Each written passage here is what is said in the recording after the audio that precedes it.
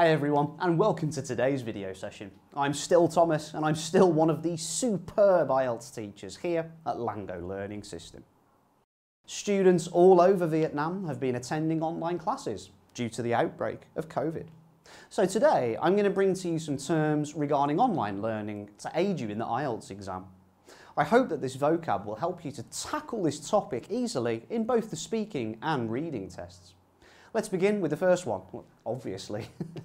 Number one, the first term that I want you to know is asynchronous learning.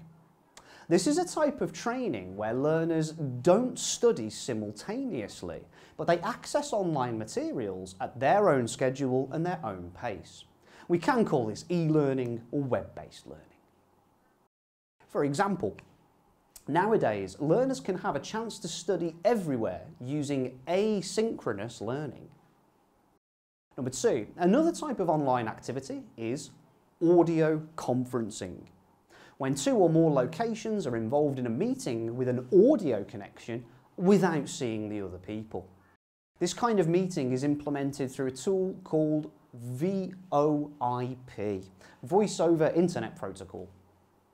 To avoid the exposure of people to COVID, the meeting holders decided to have an audio meeting among the authorities of the provinces to inform them of the new policies. Number three. Now we come to one method that sounds familiar to students recently, especially after the resurgence of COVID. We're talking about blended learning, an instructional method that combines online and in-person learning. In other words, students can finish the online tasks by their various deadlines and have some on-site sessions for extra activities or support. We could also use the term hybrid or mixed learning here. For example, blended learning is a way of breaking down the barriers to education. 4. One of the ways that we learn online is computer-based training, or CBT. This indicates a course which is implemented on a computer, normally one that's connected to the internet. We don't have the physical presence of an instructor or an educator. Sessions are held online via the internet.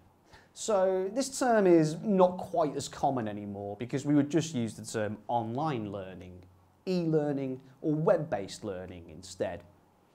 For example, most of the teachers all over the country have had to attend CBT, computer-based training, due to the COVID outbreak. Next, we've got a new term, Courseware. This refers to any educational software that's delivered on a computer or over the internet. For example, students must become familiar with the courseware for their course. Number 6 is a word that seems to be used more frequently recently, distance education or distance learning. When learners and educators are in different and far away geographical locations, the course is held online on a computer or mobile device.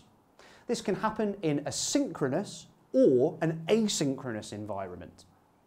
For example, many schools have had to adapt to distance learning in order to combat recent challenges. Number 7. The next term that generally refers to some kind of training and education on a digital platform, such as computer or mobile phone, is e-learning. For example, developing a cultural syllabus for business language e-learning materials is a very challenging task. Another term I'd like to bring to you today is informal learning. This learning method happens when learners have a demand for knowing something. So they set their goals and they gain knowledge, skills and information in their own way, their own methods, by asking questions or observing teachers. It can also happen through practicing and conversing. It's a kind of method that students employ outside of a structured environment or a formal environment. A lot of educational institutions have integrated informal learning into their curriculums through outdoor activities like visiting a museum or having a picnic. Number 9. Now we come to a kind of educational template, that is instructional design. The instructional design method includes the following steps. Analyse the learner's existing knowledge and skills. Choose the learning experiences that are closest to their awareness.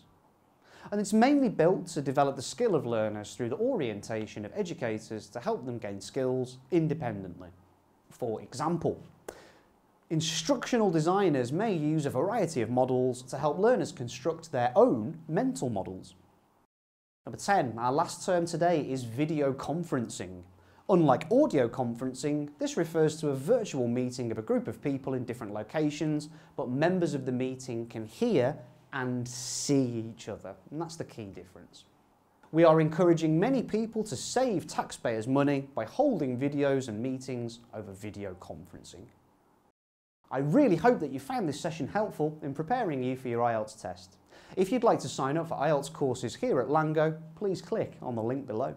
Our courses are designed with you in mind to cater to your needs by providing personalised learning pathways and outcomes. Remember to like and subscribe, and don't forget to hit that bell button to get notifications of our latest uploads. Your support makes a big difference and we really appreciate it. On behalf of everyone here at LangGo Learning System, hopefully I'll see you for the next video. Stay safe and be well. Bye.